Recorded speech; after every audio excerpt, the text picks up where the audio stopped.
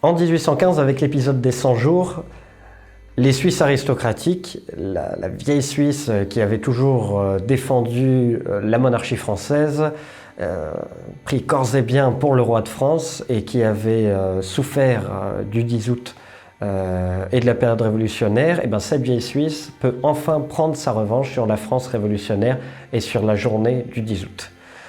Cela passera par un épisode assez surprenant, complètement oublié aussi bien dans l'histoire napoléonienne, dans l'histoire militaire suisse, dans ce qu'on peut appeler, ce qu'on appellerait au cinéma une scène coupée, une scène qui ne sert pas à grand chose pour l'intrigue du film, mais qui apporte des éléments nouveaux.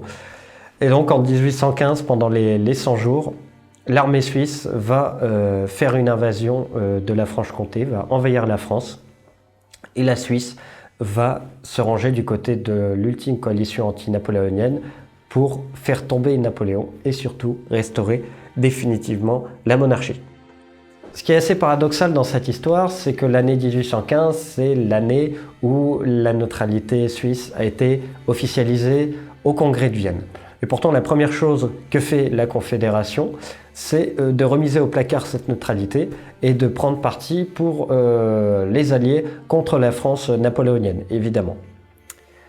Alors c'est pas anodin, cette armée suisse, alors composée de tas de petites milices cantonales à l'uniforme, à la langue, à l'organisation, à l'armement très varié, cette armée suisse est commandée par des noms qui évoquent le service étranger. À commencer par son général en chef, qui est le général Nicolas von Bachmann, Niklaus Franz von Bachmann, qui est en fait le propre frère de Karl Joseph von Bachmann, commandant des gardes suisses l'année 1792, qui ne prendra pas part au 10 août, mais qui ensuite sera guillotiné au mois de septembre par le gouvernement révolutionnaire. Donc évidemment, le général Nicolas von Bachmann a déjà une haine envers cette France révolutionnaire et donc envers cette France aussi impériale qui est issue de la République. Sachant aussi que son propre neveu a été tué dans les Grisons en 1801 contre l'armée républicaine française qui envahissait la France à ce moment-là. À ses côtés, on retrouve comme commandant en second le général de Castella. Alors le général de Nicolas de Castella qui a servi, certes, sous l'Empire, à la tête du 3e Suisse, mais qui quand même a fait une bonne partie de sa carrière sous l'Ancien Régime. Pas francophile, plutôt francophile au contraire, mais pas bonapartiste pour un sou, plutôt attaché à l'Ancien Régime. Donc lui aussi est très lié à la monarchie. Et puis ensuite, dans le reste du corps des officiers de l'armée suisse, on retrouve d'autres noms du service étranger de l'Ancien Régime, les Daffry, les Gady, les Girard, des tas d'autres noms, des tas d'autres familles qui ont toujours donné des hommes au service étranger, alors évidemment qui ont levé des régiments, mais qui ont eu beaucoup de leurs membres tués sous l'Ancien Régime pour le roi. Alors évidemment, le choix de la Suisse d'entrer officiellement en guerre contre la France ne va pas se faire par un coup de baguette magique, il va se faire par une série de compromis, surtout vis-à-vis des Autrichiens, qui vont au début uniquement demander à pouvoir traverser le pays pour envahir la France, qui va leur être accordé. Au fur et à mesure, ça va aller un peu plus loin, ça va être ensuite l'établissement d'hôpitaux de campagne. Le canton du Valais va devoir aussi fournir énormément de ravitaillement et de matériel pour les troupes autrichiennes. Et puis, au bout d'un moment, le général von Schwarzenberg, qui commande cette armée autrichienne, va demander à son homologue suisse, le général von Bachmann, que l'armée suisse, qui a été mobilisée au début uniquement pour défendre les frontières et le pays, tout simplement soit intégrée dans le plan de bataille des coalisés. C'est-à-dire que la Suisse constitue un peu le ventre mou de la ligne de bataille des coalisés qui court des Pays-Bas à l'Italie. Et au milieu, il se trouve l'armée suisse qui était une armée indépendante qui ne prenait pas parti dans le conflit. Donc c'est officiellement par une convention signée le 20 mai que l'armée suisse va adhérer au plan de bataille des coalisés. Au début, elle ne bougera pas de ses positions jusqu'au mois de juillet 1815. Le 5 juillet, précisément, le général von Bachmann, parce qu'il subit l'incursion de corps francs bonapartistes, notamment dans le Jura bernois, décide de faire marcher son armée en France. Alors, pour plusieurs raisons. La première, c'était officiellement pour anéantir les bases de ces corps francs qui menaient les incursions en Suisse, qui est légitime. Et la deuxième raison, un peu plus politique, c'était pour protéger tous les royalistes de Franche-Comté qui étaient menacés aussi bien par les troupes bonapartistes que par ces corps francs plutôt, évidemment, eux aussi bonapartistes.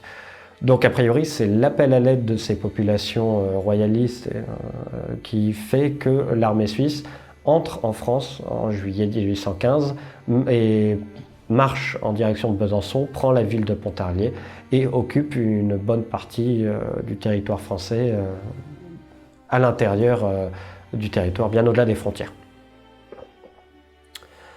Donc évidemment, le parti bonapartiste dans cette région-là